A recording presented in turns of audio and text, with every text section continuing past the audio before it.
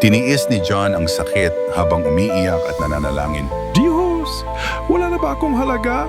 Kung may awa ka pa sa akin, inilalagay ko sa iyong mga kamay ang aking buhay. Maya-maya nakahanap siya ng isang sulok upang kainin ang kanyang hapunan. Lumapit ang isang babae kasama ang dalawang bata at nagsabi, Ginoo, maari po ba ninyo kaming bigyan ng kaunting makakain? walang pag-aatubili, ibinigay ni John sa kanila ang kanyang pagkain. Sinabi ng babae, Wala akong maibibigay sa iyo bilang kapalit, maliban sa lumang baryang ito. kinuha ni John ang baryang iyon at inilagay sa kanyang bulsa. Kinabukasan may nakita siyang karatula sa labas ng isang tindahan na may nakasulat, bumibili kami ng mga bihirang barya. Pagkatapos suriin, napag-alamang antigong barya pala iyon at ang halaga nito ay sapat upang tuluyang mabago ang buong buhay ni John. Anuman ang iyong pinagdaraanan, kailanman ay hindi iniiwan ng Diyos ang mga nagtitiwala sa Kanya. Kung naantig ng kwentong ito ang iyong puso, amen at ibahagi ito sa iba.